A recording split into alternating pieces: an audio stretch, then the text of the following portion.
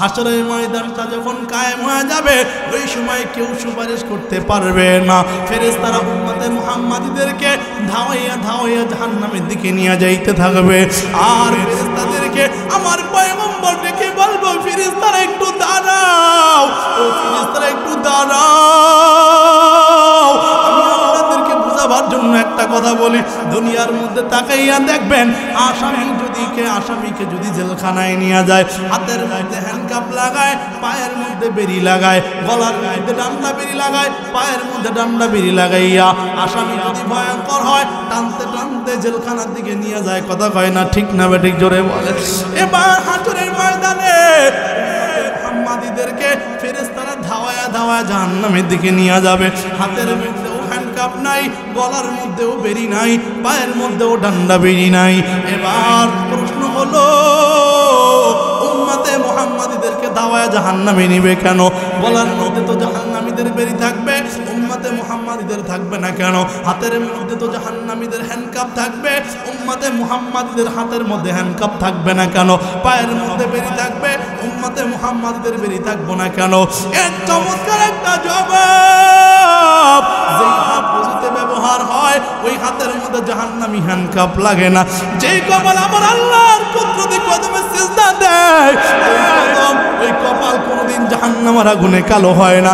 যেই হাঁটি হাঁটি পা পা করে মসজিদের দিকে যায়, লাঠি ভর দিয়ে যেই পা মসজিদের দিকে যায়, বসতে পারে না, তারপরও কত কষ্ট করে আমার বৃদ্ধ বাবারা নামাজ আদায় করে ভর দিয়ে মসজিদের দিকে যায়। আল্লাহ ওই পায়ের মধ্যে জাহান্নামী ডান্ডা বেরি লাগবে না, ওই কপাল জাহান্নামের আগুনে কালা হবে না, ওই হাতের মধ্যে জাহান্নামী বেরি লাগবে না রে বাবা।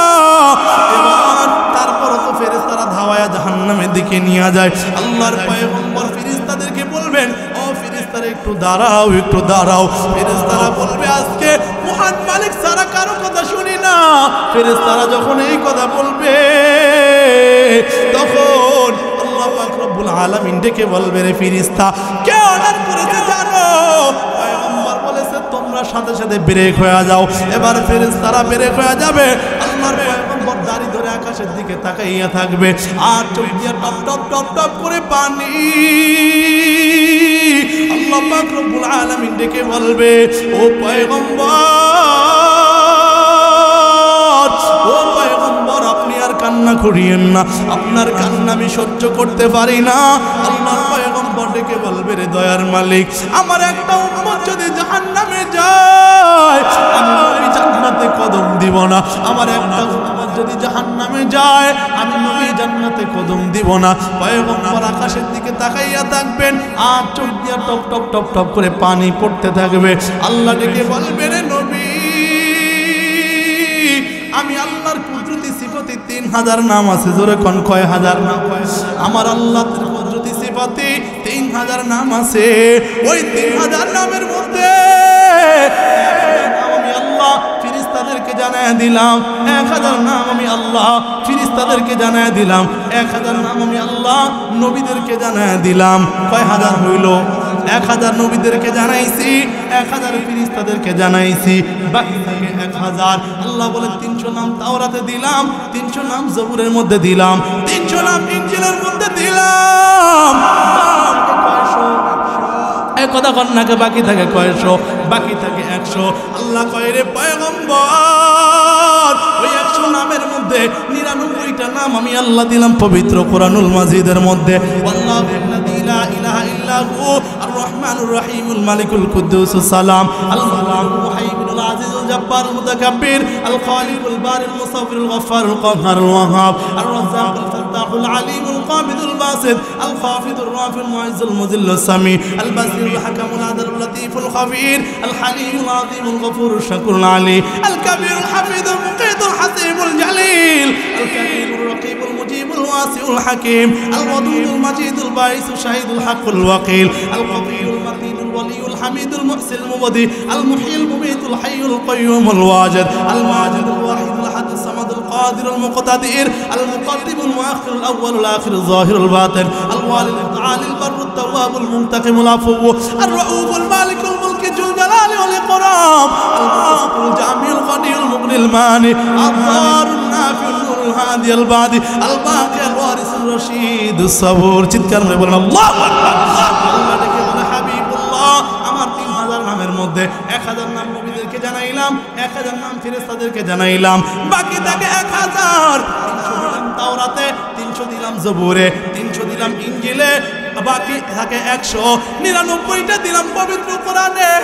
বাকি থাকে একটা, ওই একটা নাম আমি আল্লাহ নবীদেরকে জানাই নাই, ওই নামটা ফেরেশতাদেরকেও জানাই নাই, ওই নামটা তাওরাতের মধ্যেও দেই নাই, ওই নামটা জবুরের মধ্যেও দেই নাই, ওই নামটা ইনজিলের মধ্যেও দেই নাই, ওই নামটা পবিত্র কোরআনের মধ্যেও দেই নাই। আমি জানি হাশরের ময়দানে আপনার উম্মতের জন্য আপনি কেমন পাগল হবেন। আমি জানি আপনার উম্মত জান্নাতে না গেলে আপনি জান্নাতে যাইবেন না, আমি আল্লাহ ভালো করে জানি।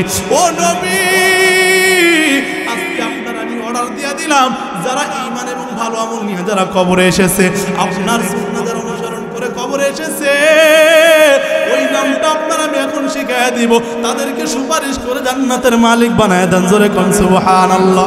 আর কেউ না দেখলেও আমার আল্লাহ দেখে। এখন যদি আমি অন্যায় করি, আল্লাহ হাশরের ময়দানে আমারে আটকায় দিবে। এই সাহাবী মনে মনে চিন্তা করতেছেন, কিন্তু শয়তান তো বসে নাই। শয়তান ডেকে বলে, সাহাবী যতই চিন্তা করো, আজকের মতো সুবর্ণ সুযোগ আর জীবনে কোনোদিন পাবা না। এবার সাহাবীকে এই মহিলা ফুসলে ঘরের অন্দর মহলে নিয়ে চলে গেল। ঘরের অন্দর মহলে যাওয়ার পর সাহাবী ঘরের দরজাগুলা বন্ধ করে, মহিলা জানালা বন্ধ করে, ঘরের সর্বশেষ একটা ফুটা আছে, ফুটাটাও বন্ধ করে। এবার সাহাবী এর অন্তরের মধ্যে হঠাৎ আল্লাহর ভয় শুরু হয়ে গেল। চিৎকার মেরে বলেন আল্লাহু আকবার। সাহাবীর অন্তরের মধ্যে ভয় শুরু হয়ে গেল, ভয়। সাহাবী ডেকে বলে, রে বোন, ভালো করে শুনে নাও, ঘরের দরজা বন্ধ করতে পারবি, জানালা বন্ধ করতে পারবি, ঘরের সর্বশেষ একটা ফুটা আছে ওইটাও বন্ধ করতে পারবি, কিন্তু আমার আল্লাহর কুদরতি নজর বন্ধ করতে পারবি না। কিন্তু আমার আল্লাহর কুদরতি নজর বন্ধ করতে পারবি না। এবার সাহাবী ডেকে বলে, রে যুবক, মহিলা ডেকে বলে, রে ভাই, হ্যাঁ ঠিক আছে, আল্লাহর কুদরতি নজর থেকে তো এড়ানো সম্ভব নয়। এবার সাহাবী ঘর থেকে চিৎকার মেরে একটা আওয়াজ দিয়ে বের হয়ে গেলেন। ঘর থেকে বের হইয়া বাড়ির দিকে রওনা হয়ে গেল। যখন বাড়ির দিকে যাইতেছে, বাড়ির সামনে তার বাবা দাঁড়িয়ে আছে। বলে, কোথায় গিয়েছিলা বলো? বলে, জেনা করার জন্য গিয়েছিলাম। বলে, তুমি কি জেনা করেছো? কয়, না, আমি জেনা করি নাই। তাহলে এত কান্না কেন করো? এত কান্না কেন? বলে, আমি জেনা করি নাই তো ঠিক, এটা চূড়ান্ত সত্য কথা।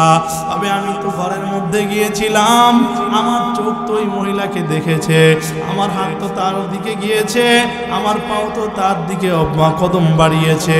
আল্লাহ যদি হাসরের ময়দানে আমার হাতের গুনার কারণে আমার আটকায়া দেয়, আল্লাহ যদি হাসরের ময়দানে আমার চোখের গুনার কারণে আমার আটকায়া দেয়, আল্লাহ যদি হাসরের ময়দানে আমার পায়ের গুনার কারণে আমাকে আটকায়া দেয়, তখন আমার কি হালত? আল্লাহ তাআলা পবিত্র কোরআনুল কারীমের মধ্যে বলেছেন, আল ইয়াউমা নাখতিমু আলা আফওয়াহিহিম ওয়া তুকাল্লিমুনা আইদিহিম ওয়া তাশহাদু আরজুলুহুম বিমা কানু ইয়াকসিবুন।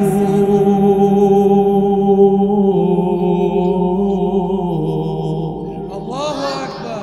এ বাবা, আল্লাহু আকবার বললে কি গুনাহ হবে? আপনারা যে মুখটা লড়ান না, এই জবানটা দিয়েছেন কে? এক কথা বলেন না কেন? জবান কে দিয়েছে? জবান দিয়েছে আমার আল্লাহ। যদি মিছিল হয় নৌকা নৌকা নৌকা করতে করতে গলা শেষ, কিন্তু আল্লাহর নাম জবান দেয়া বের হয় না। অর্থ হলো প্রত্যেকটা জিনিসে একটা ট্রেনিং আছে। কথা হয় না? ঠিক না ভাই? ঠিক জোরে বলে। যেই লোকটা জবান দিয়া সবসময় আল্লাহ আল্লাহ বলে, এর জবান দিয়ে ঘুমের ঘরে আল্লাহ আল্লাহ বের হয়। আর যার জবান দিয়ে আল্লাহর জিকির নাই, 1000 বার 1,00,000 বার বলাইলেও বলতে চায় না। কথা হয় না? ঠিক না ভাই? ঠিক জোরে বলে। এবার যুবক মনে মনে চিন্তা করে, হাসরের ময়দানে আল্লাহ আল্লাহ পাক রব্বুল আলামিন কোরআনের মধ্যে বলেছেন, দুনিয়ার মধ্যে যদি গুনাহ করো হাত দ্বারা, হাত আল্লাহর আদালতের সাক্ষী দিবে। কিয়ামতের ময়দানে হাত বলে দিবে, এই হাত দিয়া বান্দা গুনাহ করেছে।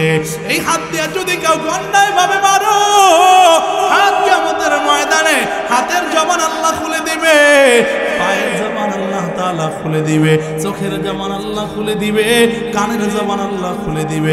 এটা নিয়েও লম্বা আলোচনা আছে, তবে এই লম্বা আলোচনার দিকে যাব না, সংক্ষিপ্ত করে দেই। এই সাহাবী ডেকে বলে, আল্লাহ কোরআনের মধ্যে বলেছেন, আল-ইয়াওমা নাখতিমু আলা আফওয়াহিহিম ওয়া তুকাল্লিমুনা আইদিহিম ওয়া তাশহাদু আরজুলুহুম বিমা কানু ইয়াকসিবুন। কিয়ামতের ময়দানে বান্দার বিরুদ্ধে আল্লাহ চারটা সাক্ষী দাঁড় করবেন। জোরে কোন কয়টা? দুনিয়ার মধ্যে চেয়ারম্যান সাহেব যদি বিচার করে, মেম্বার সাহেব যদি বিচার করে, আদালত যদি বিচার করে, সাক্ষী ছাড়া কোনো বিচার হয়? কথা কয় না কা? সাক্ষী ছাড়া কোনো বিচার হয়? আপনাকে এদিকে হয়নি তো কথা কন না কা? সাক্ষী ছাড়া কোনো বিচার হয় না। আল্লাহ বলেন, হাসরের ময়দানেও আমি সাক্ষী ছাড়া কোনো বিচার করব না। এক নম্বর সাক্ষী হলো, আল-ইয়াওমা নাখতিমু আলা আফওয়াহিহিম ওয়া তুকাল্লিমুনা আইদিহিম ওয়া তাশহাদু আরজুলুহুম বিমা কানু ইয়াকসিবুন।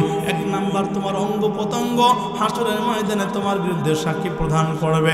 সাহাবী মনে মনে চিন্তা করে, ও বাবা, হাসরের ময়দানে আমার হাত যদি আমার বিরুদ্ধে সাক্ষী দেয় তো আমি আটকায় যাব, বাঁচার কোনো রাস্তা নাই। আল্লাহ কোরআনের এক আয়াতের মধ্যে বলেন, ইয়াউমা ইদিন তুহাদ্দিসু আখবারহা, এ জমিন তোমার বিরুদ্ধে হাসরের ময়দানে সাক্ষী দিবে। অপর এক আয়াতের মধ্যে বলেন, ওয়া ইদাস সুহুবু নুশিরাত, আমলনামা যেদিন হাসরের ময়দানে খুলে দেওয়া হবে, ওই সময় মানুষ পাগল করা হয়ে যাবে। আল্লাহ তাআলা অপর এক আয়াতের মধ্যে বলেন, কিরামান কাতিবিন ইয়ালামুনা মা তাফআলুন। কিরামান কাতিবিন, ভিডিও লেখককারী ফেরেশতা সব হাসরের ময়দানে বলে দিবে।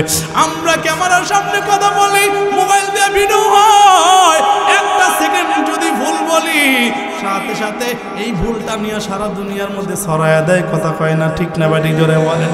আল্লাহ বলেন, আমি দুনিয়ার মধ্যে তোর জন্য কিরামান কাতিবিন, ভিডিও লেখককারী ফেরেশতা লিখে রেখে দিয়েছি। 4 নম্বর সাক্ষী অপর এক আয়াতের মধ্যে আল্লাহ বলেন, ইন্না সামনা ওয়াল বাসারা ওয়াল ফুআদা কুল্লু উলাইকা কানা আনহু মাসউলা। আমি আল্লাহ হাসরের ময়দানে তোমার চোখকে জিজ্ঞাসা করব, তুমি চোখ দিয়ে কি দেখেছো। আমি হাসরের ময়দানে তোমার হাতকে জিজ্ঞাসা করব, তুমি হাত দিয়ে কি ধরেছো। আমি হাসরের ময়দানে তোমার কর্ণকে জিজ্ঞাসা করব, কান দিয়ে তুমি কি শ্রবণ করেছো।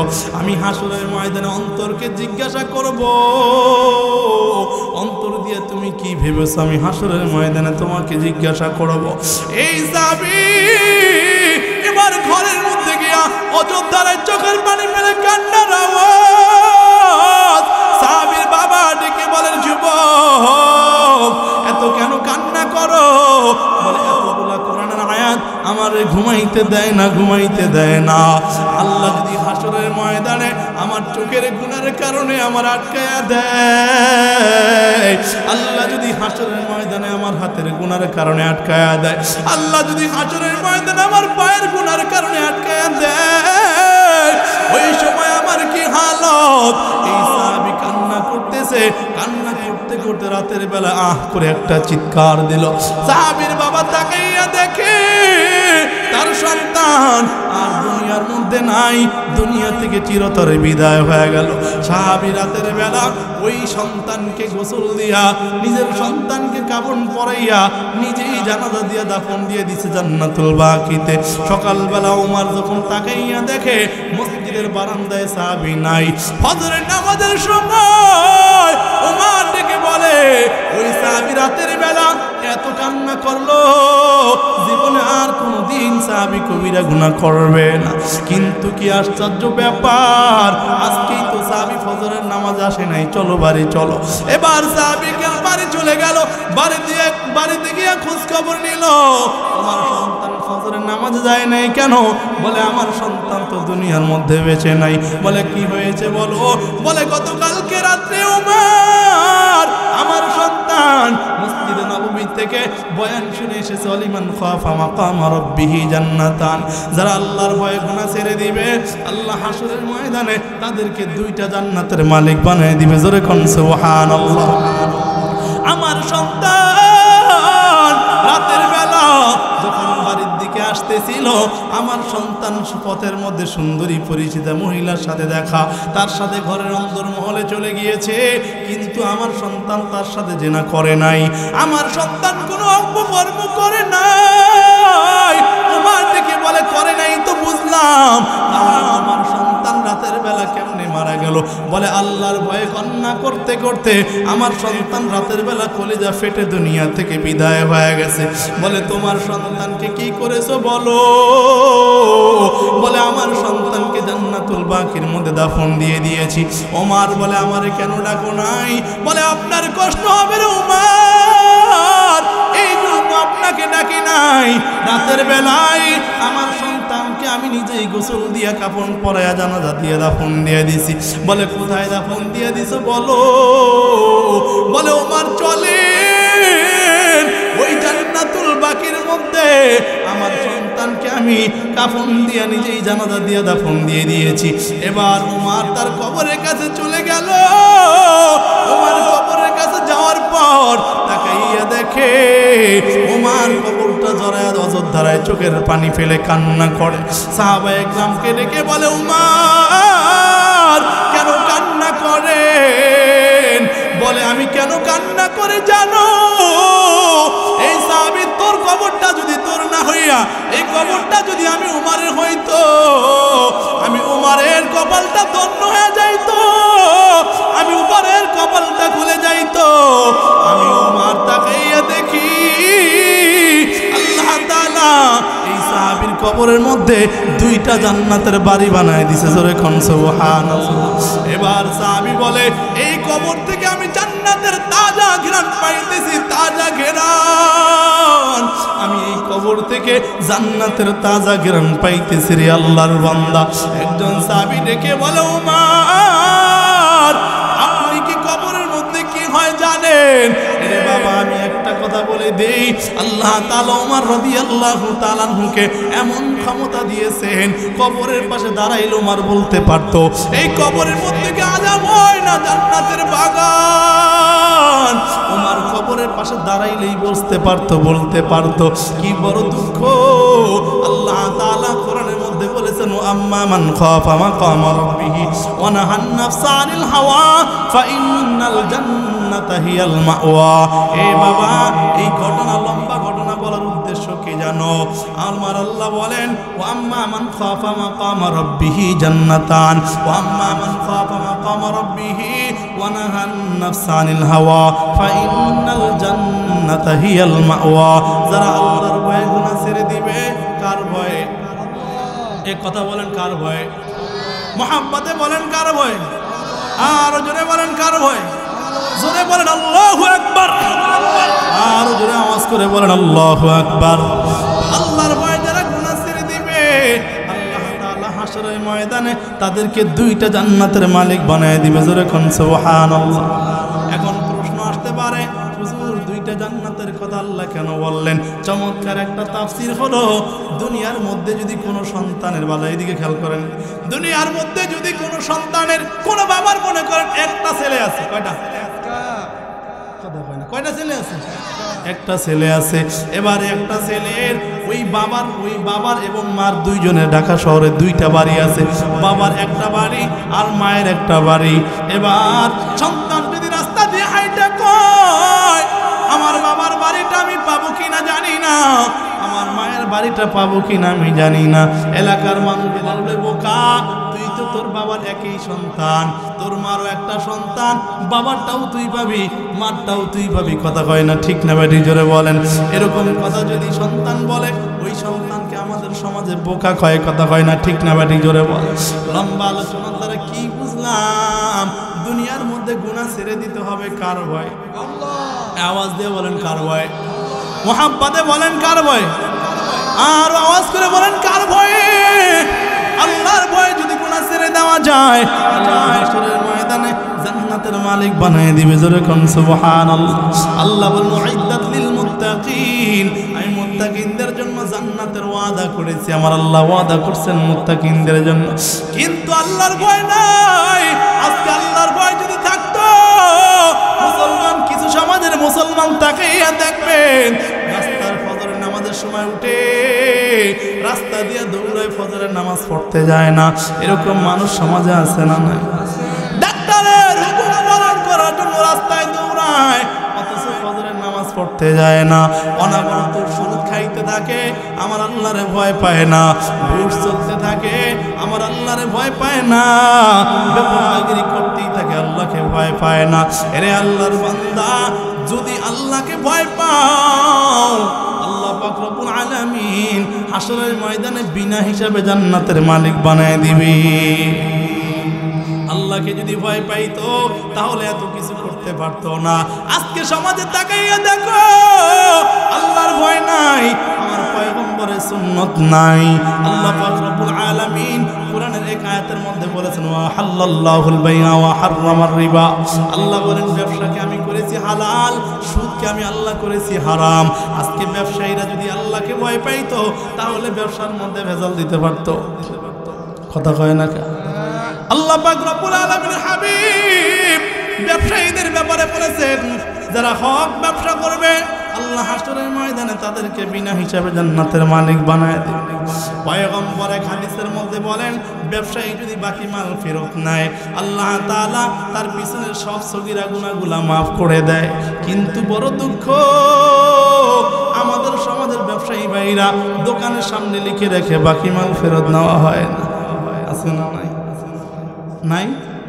আপনাদের কথায় যা বোঝা যায় মনে হয় যে এত ভালো মানুষ আর সমাজে নাই আছে না দোকানে বাকি মাল ফেরত নেওয়া হয় না পয়গম্বর হাদিসের মধ্যে জানায় দেয় যদি কোনো ব্যবসায়ী বাকি মাল ফেরত নিয়ে নেয় আল্লাহ তাআলা ওই ব্যবসায়ীর জীবনের সমস্ত সগীরা গুনাহগুলো আল্লাহ মাফ করে দেয় জোরে কোন সুবহানাল্লাহ শুধু এই পর্যন্তই ক্ষান্ত নয় ওই মালটা তাকে দান করে দিলে যেই পরিমাণ সওয়াব পাওয়া যায় ওই সওয়াব আল্লাহ তাআলা আমলনামায় দান করে দেয় কিন্তু না না না আজকে আমাদের সমাজের মানুষ ব্যবসা করবে তো হালাল কিন্তু হালাল ব্যবসার মধ্যে নানান হারাম ঢুকাইয়া বাজারে মাল কমে গেছে আস্তে মাল বন্ধ করে দিছে আছে না নাই কথা কয় না আছে না নাই পয়গম্বর হাদিসের মধ্যে জানায় দেন দ্রব্য মূল্য যেই সমস্ত মানুষের নিত্য প্রয়োজনীয় মূল্য যেগুলা সব সময় মানুষের লাগে এগুলা স্টক করে আটকায় রেখে দেওয়া জায়েজ নাই কথা কয় না ঠিক না বাড়ি জোরে বলেন আটকাইয়া দাম বাড়াইয়া বেচবা এই ব্যবসা হালাল নয়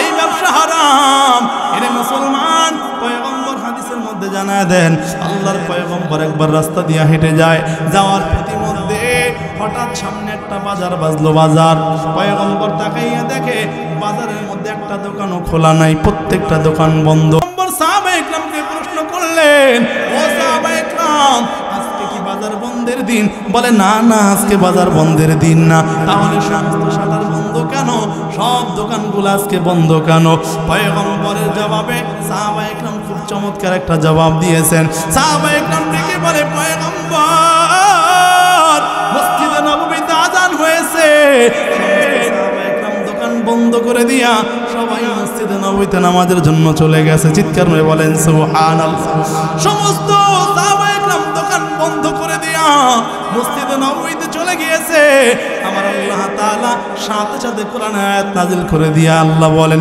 রিজালুল্লাহি তুআইম তিজারাতু ওয়ালা বাইউন আন যিকরিল্লাহি ওয়া দারুল বাই আল্লাহ ডেকে বলে পয়গম্বর যাদের ব্যবসা যাদের দুনিয়ার কাজ করব যাদের দুনিয়ার বেচা কিনা যাদের চাষবাস যাদের ব্যবসা যাদের কৃষি কাজ আমার আল্লাহর শরণ থেকে ফিরাইতে পারে না আপনি তাদেরকে ঘোষণা দিয়ে দেন আমি আল্লাহ ওই সমস্ত ব্যবসায়ীদের উপর রাজি হয়ে গেলাম আমি আল্লাহ তাদের জন্য ক্ষমা ঘোষণা করে দিলাম জোরে কোন সুবহানাল্লাহ কি ব্যবসায়ীদের ব্যাপারে আল্লাহ বলেছেন যারা আল্লাহর মসজিদের আযান শোনার পর যারা দোকান বন্ধ করে মসজিদের দিকে রওনা দেয় ও পয়গম্বর তাদের ব্যাপারে আপনি তাদেরকে জানায় দেন আল্লাহ তাদের উপর রাজি হয়ে গেছে জোরে কোন সুবহানাল্লাহ কিন্তু না সমাজের ব্যবসায়ী ভাইরা না এটা করে না কি করে জানো সমাজের ব্যবসায়ীরা আলু আটকাইয়া দিয়া আলুর দামটা আসতে বাড়ায় দেয় কথা কয় না ঠিক না ভাই জোরে বলেন যখন দেখে বাজারে মাল কম তখন আস্তে স্টক করে কমে দেয়, দাম বেড়ে যায়, লবণের দাম বাংলাদেশে বাড়ে। এটা অর্থ হলো কিছু হইলে আমরা মাঝে মাঝে সরকারের দোষ দেই। আমি মাঝে মাঝে মাথা খাটাইয়া চিন্তা করলাম এটা আসলে সরকারের দোষ না, এগুলো আমাদের বাংলাদেশের কপালের দোষ। কথা হয় না, ঠিক না ব্যাটি জোরে বলে। এর অর্থ কি জানো? আমাদের মেজাজ খারাপ, আমাদের মেধা খারাপ। আমি ইন্ডিয়ার মধ্যে গত বছর 21টা মাহফিল করেছি, গত কয়েকদিন আগেও ত্রিপুরা থেকে মাহফিল করিলাম। আমি ওখানে তাকাইয়ে দেখছি ইন্ডিয়ার সর্বশেষ নিয়ম হলো কি জানেন? যদি মনে করেন সারা ইন্ডিয়ার মধ্যে একজন পাইকারের কাছে 1 কেজি আলু আছে, আর ওই আলু যদি বাজারে বিক্রি করতে নিয়ে যায়, ওই 1 কেজি আলুর দাম ইন্ডিয়ার মধ্যে যা আছে তাই বিক্রি করতে পারবে, নাই বিদায় 1 কেজি 1000 টাকা বিক্রি করতে পারবে না। তার যদি না থাকে 1 কেজি বিক্রি করার পরে তার ব্যবসা গুছিয়ে বাড়ি যাবে, 1 টাকাও বেশি বেচতে পারবে না। যদি বেশি বেচতে যায় পুলিশে পিড়েইয়া পিঠের চামড়া উড়ে বলাবে, তুই নিয়ম ভঙ্গ করলি কেন? তুই নিয়ম কেন ভঙ্গ করলি? আলুর দাম যা তাই বিক্রি করতে পারবি, 1 টাকা বেশিও বাড়তে পারবি না, কমও বিক্রি করতে পারবি না। এ বাবা, আমি আপনাদেরকে কিছু বাস্তব ঘটনা শোনাই। ওখানে গিয়ে এক হোটেলে মনে করেন পানি খেয়েছি, গ্লাসের লাগে মুখ লাগায়। তা আমি তো জানি না ওরা মুখ লাগায় পানি খায় না, ওরা সবসময় পানি খায় এভাবে ঢাইলা। একজন রাগ হয়ে গেছে, হুজুর আপনি এইভাবে পানি খেলেন, মানে আপনার এই গ্লাসে কি পানি খেলেন? আমার সাথে খুব চেঁচাচেঁচি করতেছে। পরে আমি বললাম যে ভাই, আমি তো তোমাদের ইন্ডিয়ার খবর জানি না, আমি তো পানি খাই ফেলাইছি, তুমি আমার লাগে সিলেসিলি করো না, তোমার আমি একটা মগ কিনা দিই, পরে যেন ওইটা তুমি হোটেলে ব্যবহার করো, আমার তুমি খামা খাইয়ে করো না, আমি জানি না। পরে কয় না হুজুর, আমাদের এখানে এটা নিয়ম নাই, সবাই পানি এইভাবে ঢাইলা খায়, এইভাবে উপরের থেকে খায়। এরপরে রেল লাইন থেকে একবার নামলাম, নাইমা উজু করবো, একটা বেসিং সামনে, ওটা মোটামুটি একটা টেম্পোরারি, অতটা ভালো না, ওটার মধ্যে মানুষ সবাই পানি খায়। তা আমি মনে মনে চিন্তা করলাম, আমি রেল থেকে নামছি, আমি পানিও খাইছি, আবার আমার উজু নাই যে ওরা নামাজের সময় নামাজ পড়বো, তো আমি হাত মুখ ধুইয়া পায়ে পানি দিব, পায়ে পানি দিব কেমন? বেসিংয়ে তো ঠ্যাং উড়ানো যায় না। যাক, যদি একা হইতো তাহলে সিস্টেম কোনোভাবে উঠাইতাম, কিন্তু এখন মানুষ তো চতুর্দিকে বোঝাই, আমি কোন দিকে কি করব।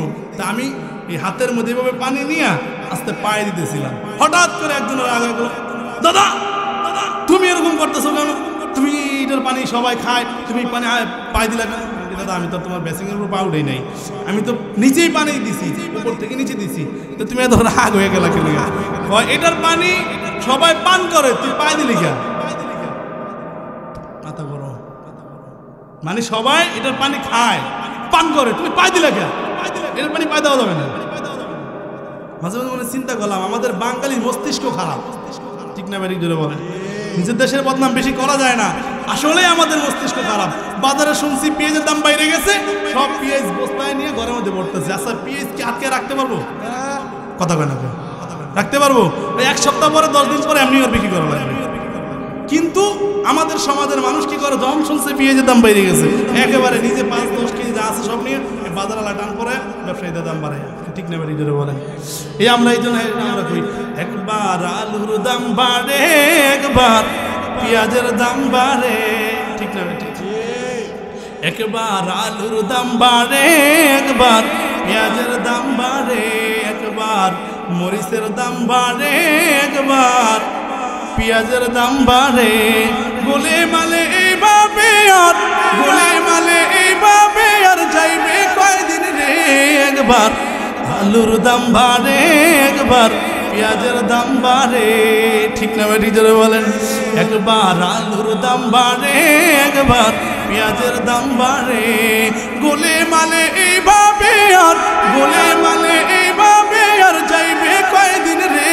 একবার আলুর দাম বাড়ে, একবার পেঁয়াজের দাম বাড়ে। কত রকম পেঁয়াজ দেখি আমরা বাঙালি, দুঃখের কথা কারে কইম, দুঃখের কথা কারে কইম, কলিজা খান ফুলি। একবার আলুর দাম বাড়ে, একবার পেঁয়াজের দাম বাড়ে। কত পদের পেঁয়াজ সমাজে আয় না নাই? কথা কয় না কে?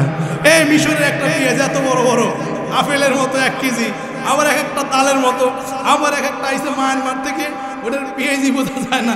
এরকম নানান রঙের পেঁয়াজ আছে না নাই? কত রকম পেঁয়াজ দেখি আমরা বাঙালি, দুঃখের কথা কারে কইম, দুঃখের কথা কারে কইম, কলিজা খান খুলি একবার, আলুর দাম বাড়ে একবার, পেঁয়াজের দাম বাড়ে একবার, আলুর দাম বাড়ে একবার, পেঁয়াজের দাম বাড়ে। ঠিক না ঠিক জোরে বলেন। কিন্তু মসজিদ মুয়াজ্জিনের ইমামের বেতন না বাড়ে একবার, আলুর দাম বাড়ে একবার, পেঁয়াজের দাম বাড়ে। ঠিক না ঠিক জোরে বলেন। হুজুর যত বারে বারুক, হুজুর আল্লাহ খাওয়ায়, বাস কথা এক জায়গায় ফাইনাল। একটা ব্ল্যাকমেল করে কথা কয় না, ঠিক না ভাই জোরে বলেন। আল্লাহ তাআলা বুঝার তৌফিক দান করে, জোরে বলেন আমিন। এই ব্যবসায়ী যদি আমার আল্লাহরে ভয় করতো, এই যে শুনছেন গতকালকে পিএইচ ছাড়বে না, দিবে না ভারত, দিবে না মতন বেনাপোল স্থল বন্দরে আটকায় রাখছে। এখন এই পিএইচ কথা শুরু হয়ে গেছে, কথা কয় না, ঠিক না ভাই জোরে বলেন। পিএইচ কথা শুরু হয়ে গেছে, এখন এই পিএইচ আটকায় রাখতে পারবো? এই যে গতকালকে সব ছেড়ে দিচ্ছে। আচ্ছা, আলু যদি আটকে দেয় 27 তারিখ পর্যন্ত, আলু এদের বলে চুক্তি আছে, এরপর আলু বন্ধ করে দিবে। আচ্ছা, এই আলু যদি বন্ধ করে দেয় তাহলে কয়েকদিন পর ট্রেকে রেখে পচলে কারটা পচবে। কথা বুঝেন না কেন? বোঝেন আপনারা? আপনাদের কারণে দাম বাড়ে, আপনাদের কারণে, আপনাদের কারণে। আলু কয়দিন রাখতে পারবো ট্রেকে? এ বাবা কথা কন না কেন? কয়দিন রাখতে পারবো? এরপরে কি হয়ে যাবো? তোমার পাশা যদি তুমি কোদাল দিয়ে পারো, তোমার পায়ে যদি তুমি কোদাল মারো, তাহলে কিছু করার আছে? কথা কয় না, ঠিক না বেটে? আগে কইতো বেশি করে আলু খান ভাতের উপরে চাপ কমান, ঠিক না বেটি জোরে বলেন? বেশি করে আলু খান ভাতের উপরে চাপ কমান। এখন তো আলুর দাম আর চালের দাম সমান, এখন কি করবো? বেশি করে আলু খান আর চালের উপর চাপ কমান না বাবা। এটা সব আমাদের কর্মের দোষ, আমাদের মস্তিষ্কটাই জানি কেমন। আমি দেখছি তো, আল্লাহ তাআলা অনেক জায়গায় যাওয়ার তৌফিক দিচ্ছে। আল্লাহ তাআলা আমাদেরকে বোঝার তৌফিক দান করে, জোরে বলেন আমিন। কথা হলো সর্বক্ষেত্রে ভয় করবো কাকে? এই মহাব্বতে বলেন কাকে? বাবা বলেন সব ক্ষেত্রে ভয় করবো কাকে? প্রত্যেকটা ক্ষেত্রে। আমি ব্যবসায়ী করব, ব্যবসা করব, আমি কয় টাকা লাভ করি না করি, দুনিয়ার কেউ না থাকলেও কে দেখে? আল্লাহ বলতে কষ্ট হয় আপনাদের? কষ্ট হয়? আমি উদাহরণ দিই, ভালো করে খেয়াল করেন। একা একা কথা বলা যায়? একা একা কথা বলা যায়? একা একা কথা বলা যায় না, শ্রোতা বক্তা মিলের পরে কথা বলতে হয়। উদাহরণ দিয়ে ভালো করে খেয়াল করেন। এই রাস্তার মধ্যে একটা লোক যদি একা একা দাঁড়ায় দাঁড়ায় কথা বলে, তার সাথে কেউ নাই, লোকটার আপনারা কি বলবেন? কথা বলেন না, কি বলবেন? আমি তো পাগল না যে আমি একা কথা বলবো। কি আপনারা কিচ্ছু বলবেন না? তা হতে পারে, আপনাদেরও কিছু বলতে হবে, পারবেন না ইনশাআল্লাহ? এতক্ষণ ছিলেন না, এতক্ষণ কর নাই, আমিও কিচ্ছু কই নাই, আর এমন আছেন এখন কইতে হবে। কথা কয় না, ঠিক না বাটি জোরে বলেন? দেখি তো কথা কইতে পারবেন কারা? আল্লাহু আকবার, আল্লাহ কবুল করেন, জোরে বলেন আমিন। মুসলমান মানুষ হাঁটে হাত দিয়ে না পাও দিয়ে? কথা কয় না, হাত দিয়ে হাঁটে না পাও দিয়ে হাঁটে? হাত লড়ে? হাত লড়ে নি? হাত লড়ে? হাত লড়ে কেন? হাতে বুঝাইতেছে পাও তুমি একা না, আমি তোমার। আপনারা আমার সাথে আছেন ইনশাআল্লাহ? দেখি তো কারা কারা আছেন। আল্লাহু আকবার, আল্লাহ কবুল করেন, জোরে বলেন আমিন। আপনাদের এই আওয়াজে ফিলিস্তিন বিজয় হবে? কথা বলেন, এই আওয়াজে ফিলিস্তিন বিজয় হবে? আল্লাহ তাআলা বুঝার তৌফিক দান করে, জোরে বলেন আমিন। এই যে গতকাল এখন এমন মার খাইতেছে ইসরায়েলকে, সাইরাতে মা কাইন্দাবাসি। আমি মাঝে মাঝে কই পাগল সোজা হয় চলার বাড়িতে, কথা কয় না, ঠিক না বাড়ি জোরে বলেন? পাগলে চলা দিয়ে না পিড়াইলে পাগল তার পাগলামি বন্ধ করে। এখন ইসরায়েল মার খাইতে খাইতে এখন কয় যুদ্ধবিরতি, ফিলিস্তিনের সাথে আমরা চুক্তিতে যাইতে রাজি। ঠেলার নাম? কথা কয় না কে? ঠেলার নাম কিজি? ঠেলার নাম বাবাজি। আমি মাঝে মাঝে বলি মুসলমান যদি শুধু ওই ইসরায়েলের দিকে একটু ফিরা একটু হিসেব করে দেয়, তারা ভাইসা যাবি, ঠিক না বাটি জোরে বলেন? লম্বা আলোচনা নাই, সংক্ষিপ্ত করে বলছি। আল্লাহ তাআলা এখন মুসলমানদের হালাত সে আগের মতো। কথা কয় না, মুসলমান ধরে না, ধরলে জীবনের তরে আর তারে ছাড়ে। কথা কয় না, ঠিক না বাটি জোরে বলেন? আফগানিস্তানের মধ্যে আমেরিকা দীর্ঘ 20 বছর যুদ্ধ করছে, নাকানি চুবানি খাওয়াইয়া, এরপর আফগানিস্তান থেকে আমেরিকাকে বিদায় করছে। কথা ঠিক না বাটি জোরে বলেন? রাশিয়া আসছে, নাকানি চুবানি খাওয়াইয়া রাশিয়াকে বিদায় করছে। ইসরায়েল 75 বছর পর্যন্ত ফিলিস্তিনিদেরকে পাখির মতো গুলি করে করে মারছে। এখন চলার বাড়ি শুরু হয়েছে। কথা কয় না, ঠিক না বাটি জোরে বলেন? নেতানিয়াহুর কান্দে এখন গরম ধোয়া বাইরে, গরম ধোয়া, ঠিক নাকের পানি আর চোখের পানি সব এক হয়ে গেছে। কথা কয় না ঠিক না বাটি জোরে বলেন। আল্লাহ তাআলা বুঝার তৌফিক দান করো, জোরে বলেন আমিন। আমাদের সেরকম ঈমান গঠন করা তৌফিক দান করো, জোরে বলেন আমিন। আমি যা তেলাওয়াত করেছি আল্লাহ বলেন ইন্নাল্লাযীনা আমানু ওয়া আমিলুস সালিহাত, ইন্নাল্লাযীনা আমানু ওয়া আমিলুস সালিহাত। এক নাম্বার ঈমান, দুই নাম্বারে ভালো আমল। ঈমান এবং ভালো আমল নিয়ে যদি কবরে যাওয়া যায় আল্লাহ তাআলা হাসরের ময়দানে আমাদেরকে জান্নাতের মালিক বানায় দিবে। কথা কয় না ঠিক না বাটি জোরে বলে। এ বাবা জান্নাতে যাইতে হলে শর্ত হলো দুইটা। জোরে কোন কয়টা? দুইটা। মুহাব্বতে বলেন কয়টা? আরো জোরে বলেন কয়টা? এক নাম্বার হলো ঈমান, এক নাম্বারে কি? দুই নাম্বারে ভালো আমল। ঈমান এবং ভালো আমল নিয়ে যদি কবরে যাওয়া যায় আল্লাহ তাআলা হাসরের ময়দানে বিনা হিসাবে জান্নাতের মালিক বানায় দিবে। জোরে কোন সুবহানাল্লাহ। কিন্তু বড় দুঃখ, সাহাবায়ে কেরাম কেমন ঈমানদার ছিলেন। আমার পয়গম্বর রাহমাতুল লিল আলামিনের জন্য নিজের গর্দান পর্যন্ত দিয়া দিয়েছেন। কথা কয় না ঠিক না বাটি জোরে বলে। আল্লাহর পয়গম্বরের কাছে একবার আম্মা জান আয়েশা সিদ্দিকা রাদিয়াল্লাহু তাআলা আনহা ডেকে বলেন, পয়গম্বর ইউসুফ নবীকে দেখা মিশরের মেয়েরা হাত কেটে ফেলেছিল রে পয়গম্বর, আপনাকে দেখে আপনার সাহাবায়ে কেরাম কি করেছে? বলো আয়েশা, তুমি মিশরের মেয়েরা হাত কেটে ফেলেছিল, তুমি এটা দেখলা? মিশরের মধ্যে ইউসুফ নবীকে দেখে মিশরের মেয়েরা হাত কেটে ফেললো, এটা তুমি দেখলা? তুমি কি তাকাইয়া দেখো নাই আমার সাহাবায়ে কেরাম আমার জন্য গর্দান দিয়ে দিছে? চিৎকার করে বলেন সুবহানাল্লাহ। বলে কেমনে গর্দান দিল? বলে উহুদের যুদ্ধে হযরত হামজা রাদিয়াল্লাহু তাআলা আনহু যখন নাকি নতুন বিবাহ করেছেন আল্লাহর বান্দা আল্লাহর পয়গম্বরের সাহাবী হযরত হামজা রাদিয়াল্লাহু তাআলা আনহু উহুদের যুদ্ধে নতুন স্ত্রীর কাছে গিয়েছে। এই হামজা রাদিয়াল্লাহু তাআলা আনহু সকালবেলা যখন গোসলখানায় যায়, সকালবেলা যখন হামজা গোসল করার জন্য যায়, কোন জায়গাতে যেন আওয়াজ হামজা কানের মধ্যে আওয়াজ শুনতে পায়। আল্লাহর পয়গম্বর দুনিয়া থেকে চিরতরে বিদায় হয়ে গেছে। উহুদের ময়দানে আল্লাহর পয়গম্বর শাহাদাত বরণ করেছে। হামজা এই কথাটা শোনার সাথে সাথে হামজা এটা ফালাইয়া দিয়া দৌড়াইয়া ঘরের মধ্যে গিয়া কয়, রে বিবি তাড়াতাড়ি তরবারি দে, কার জন্য গোসল করব? নবী উহুদের ময়দানে শহীদ হয়ে গেছে। হামজা রাদিয়াল্লাহু তাআলা লঙ্গিটা পালাইয়া তরবারিটা নিয়া দেখে বলে, রে বিবি আমি উহুদের ময়দানে চললাম। বিবি ডেকে বলে, রে স্বামী আপনার সাথে আমার গতকালকে নতুন বিবাহ হয়েছে। ও প্রাণের স্বামী আপনি আমার পরিচয়টা একটু ভালো করে নেন, আপনার পরিচয়টা আমাকে একটু ভালো করে দেন। এবার হামজা ডেকে বলে, রে বিবি আল্লাহ হাসরের ময়দানে জান্নাতের সিঁড়িতে পরিচয় করাইয়া দিবে, পরিচয়ের দরকার নাই, আল্লাহ হাসরের ময়দানে পরিচয় করাইয়া দিবে। এবার হামজা যুদ্ধের ময়দানে চলে গেল। আলী রাদিয়াল্লাহু তাআলা দুই হাত আসমানের দিকে উঠাইয়া আল্লাহর কাছে কান্না করে, মালিক তুমি ঈসা নবীর মতো আমার পয়গম্বরের আবার আকাশের মধ্যে উঠাইয়া নিও না, আমরা অন্যায় করেছি, আমাদেরকে শাস্তি দাও, কিন্তু আমাদের ঈসা নবীর মতো আমার পয়গম্বরে আকাশে উঠায় নিও না। পয়গম্বরের খোঁজ পায় না। যুদ্ধ যখন শেষ নবীর খোঁজ পাওয়া গেল, সাহাবায়ে কেরামদের মধ্যে 70 জন শাহাদাত বরণ করলো। আল্লাহর পয়গম্বর ডেকে বলল, সাহাবায়ে কেরাম সমস্ত উহুদের মধ্যে শাহাদাত বরণকারী সাহাবীদেরকে বিনা গোসলে দাফন দিয়া দাও, আর সবাই দাফন দিয়া দাও।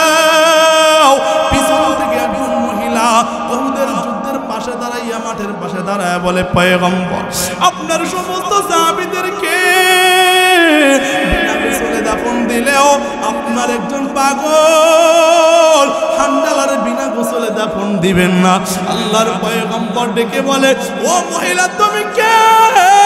বলে, পয়গম্বর আমি আপনার হামজালার গতকালকের নববিবাহিত একজন স্ত্রী আপনার হামজালা আমারে বিবাহ করেছে, রাতের বেলা তার সাথে আমার বাসর হয়েছে, সকালবেলা গোসলখানায় গোসল করার জন্য গিয়েছে। আপনার হামজালা যখন কানের মধ্যে শ্রবণ করেছে আপনি উহুদের ময়দানে শাহাদাত বরণ করেছেন, ও নবী আপনার হামজালা আর দেরি করে নাই, লঙ্গিটা পালাইয়া দিয়া তরবারিটা হাতের মধ্যে নিয়ে যুদ্ধের ময়দানে চলে গিয়েছে। কাফেরদেরকে জাহান্নামে পাঠায় দেওয়ার পরে হামজালা নিজে জান্নাতের মালিক হয়ে গেছে। আপনি সবার বিনা গোসলে দাফন দিলেও আপনার হামজালার বিনা গোসলে দাফন দিবেন না। আল্লাহর পয়গম্বর বিশ্বনবী সাহাবায়ে কেরামদেরকে ডেকে বলেন, সাহাবায়ে কেরাম সবাইকে বিনা গোসলে দাফন দেয়া দাও, হামজালার জন্য গরম পানি করো, হামজালার গরম পানি দিয়ে গোসল দেওয়া হবে। ইতিমধ্যে জিবরাইল আমিন আল্লাহ পাঠাইয়া দিছে। আল্লাহ কয় পয়গম্বর আপনার যে পাগল আপনার জন্য জীবন দিয়ে দিয়েছে, ওই পাগলের গোসল দুনিয়ার সাধারণ পানি দ্বারা হবে না, কামিয়াবে ফুলনে হামজালা শহীদ রে পুলি জাসিরি সে রে সেই জঙ্গে উহুদে, কলি জাসিরি সে রে সেই জঙ্গে উহুদে।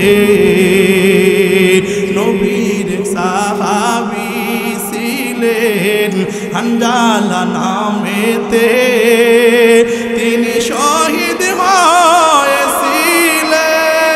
হয়েছিলেন বিবাহের রাতে গিয়ে জঙ্গে উহুদে। বিয়ের রাতে হাত তুলে স্ত্রী বলে আল্লাহর দরবারে, বিয়ের রাতে রাসূল সিরানে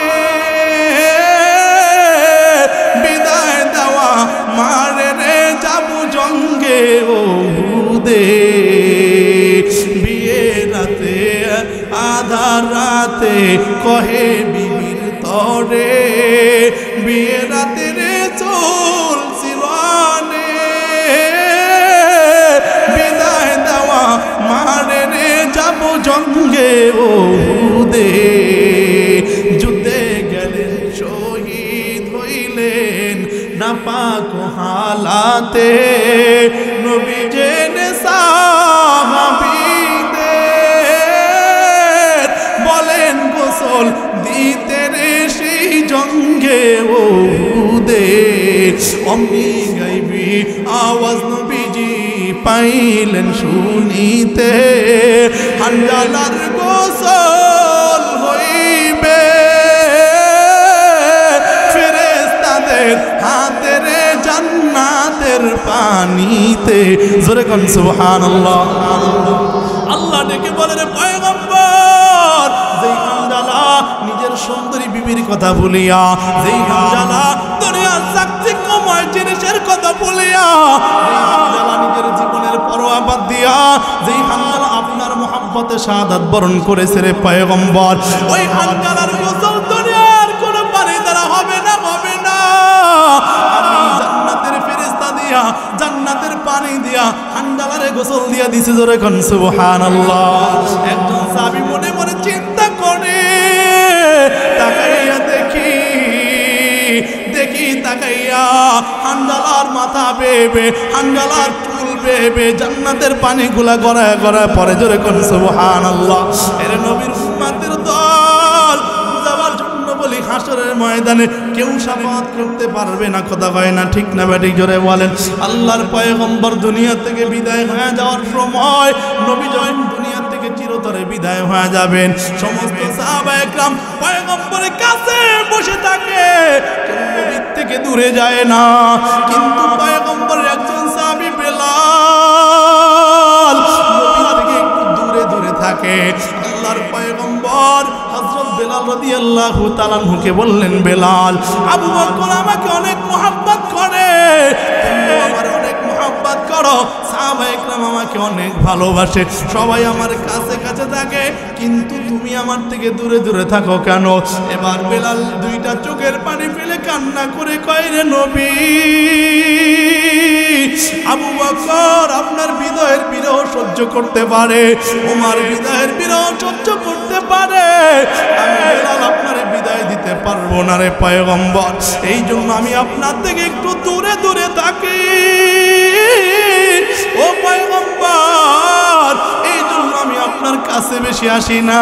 আল্লাহর পয়গম্বর যখন দুনিয়া থেকে বিদায় হয়ে যাবে, এই সময় বেলাল রাদিয়াল্লাহু তাআলা আনহু একটা প্রশ্ন করে, রে পয়গম্বর,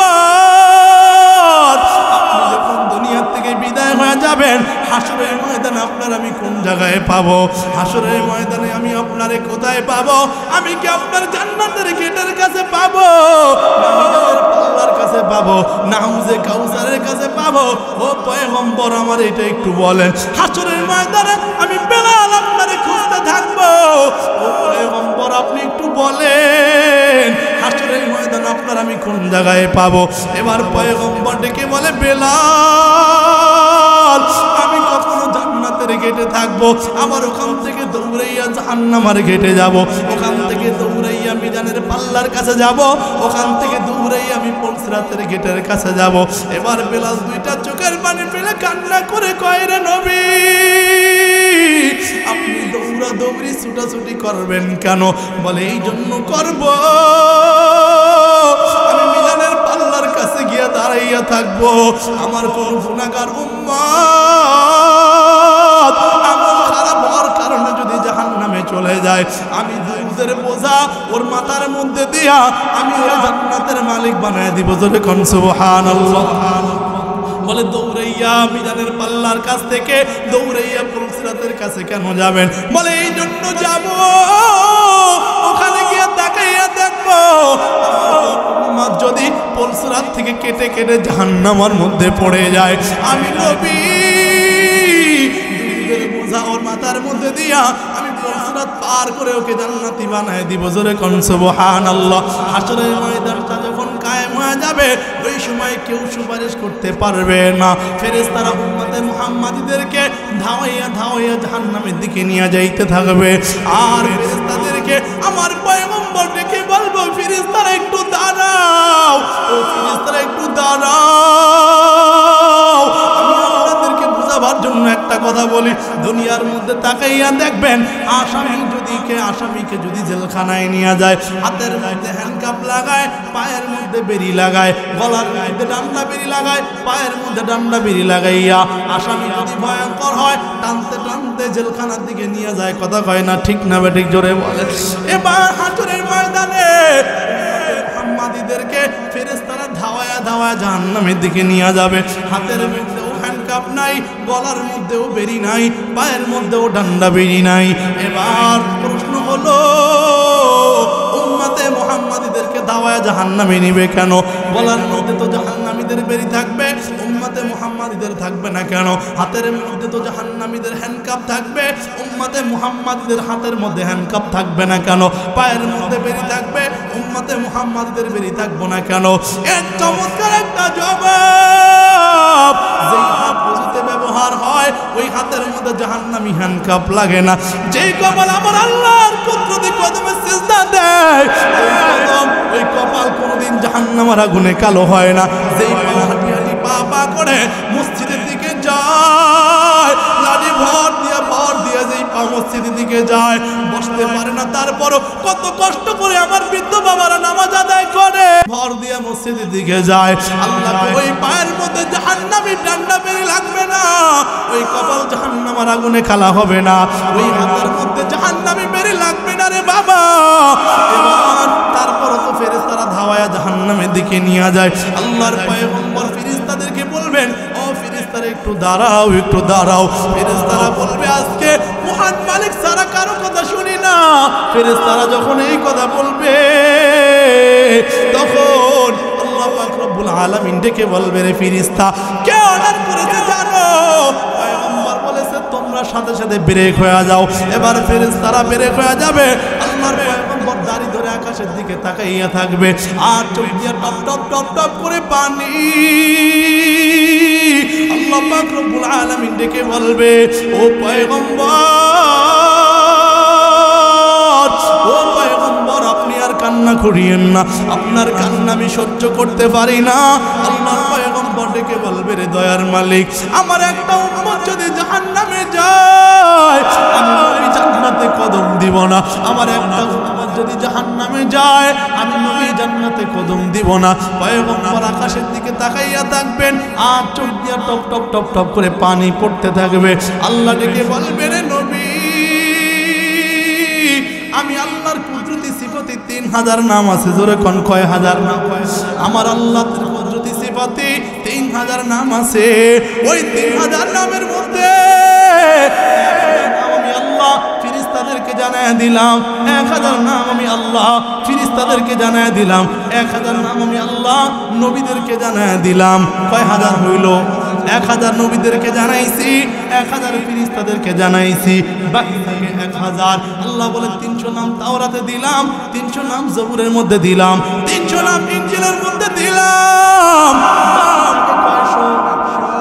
কথা কন্যাকে বাকি থাকে কয়শো? বাকি থাকে 100। আল্লাহ কয়, রে পয়গম্বর, ওই 100 নামের মধ্যে 99টা নাম আমি আল্লাহ দিলাম পবিত্র কোরআনুল মাজিদের মধ্যে। আল্লাহুল্লাযী লা ইলাহা ইল্লা হু আর রহমানুর রহিমুল মালিকুল কুদ্দুসুস সালাম আল মুহাইমিনুল মুহাইমিনুল আজিজুল জব্বারুল মুতাকাব্বির আল খালিকুল বারিল মুসাফিরুল গফফারুল কাহ্হারুল ওয়াহাব আর রাজ্জাকুল ফাত্তাহুল আলিমুল কাবিদুল বাসিত আল খাফিদুর রাফিউল মুইজ্জুল মুযিল্লুস সামি আল বাসিরুল হাকামুল আদিলুল লতীফুল খাবীর আল হালিমুল আযীমুল গফুরুশ শাকুরুল আলী আল কাবীরুল হাফিজুল মুকিতুল হাসিবুল জালিল আল কারীমুর রাকিবুল মুজিবুল ওয়াসিউল হাকীম আল ওয়াদুদুল মাজিদুল বাইসুল শাহীদুল হকুল ওয়াকিল আল কবিরুল মাতিনুল ওয়ালিউল হামিদুল মুহসিল মুবদি আল মুহয়িল মুমীতুল হাইয়ুল কাইয়্যুমুল ওয়াজিদ আল মাজিদুল ওয়াহিদুল আহাদুস সামাদুল কাদিরুল মুকতাদির আল মুকদ্দিমুল মুআখিরুল আউওয়ালুল আখিরুল যাহিরুল বাতিন আল ওয়ালিদুল আলিল বাররুত তাওয়াবুল মুনতাকিমুল আফুউ আর রাউফুল মালিকুল মুলকি যুল জালালি ওয়াল ইকরাম আল মুতাসাসসিফুল জামিউল গনিয়ুল মুগনিল মানি আয-যারুন নাফিউল নূরুল হাদিয়াল বাদি আল বাকি আল ওয়ারিসুর রশিদুস সাবুর। চিৎকার করে বলেন আল্লাহু আকবার। আল্লাহ ডেকে বলে, হাবিবুল্লাহ, আমার 3000 নামের মধ্যে 1000 নাম নবীদেরকে জানাইলাম, 1000 নাম ফেরেশতাদেরকে জানাইলাম, বাকি থাকে 1000। 300 দিলাম তাওরাতে, 300 দিলাম জবুরে, 300 দিলাম ইনজিলে, বাকি থাকে 199টা দিলাম পবিত্র কোরআনে, বাকি থাকে একটা। ওই একটা নাম আমি আল্লাহ নবীদেরকে জানাই নাই, ওই নামটা ফেরেশতাদেরকেও জানাই নাই, ওই নামটা তাওরাতের মধ্যেও দেই নাই, ওই নামটা জবুরের মধ্যেও দেই নাই, ওই নামটা ইনজিলের মধ্যেও দেই নাই, ওই নামটা পবিত্র কোরআনের মধ্যেও দেই নাই। জানি হাসরের ময়দানে আপনার উম্মতের জন্য আপনি কেমন পাগল হবেন। আমি জানি আপনার উম্মত জান্নাতে না গেলে আপনি জান্নাতে যাইবেন না, আমি আল্লাহ ভালো করে জানি। ও নবী, আজকে আপনার আমি অর্ডার দিয়ে দিলাম, যারা ঈমান এবং ভালো আমল নিয়ে যারা কবরে এসেছে, আপনার সুন্নাহ যারা অনুসরণ করে কবরে এসেছে, ওই নামটা আপনার আমি এখন শিখাইয়া দিব, তাদেরকে সুপারিশ করে জান্নাতের মালিক বানায় দেন। জোরে কোন সুবহানাল্লাহ।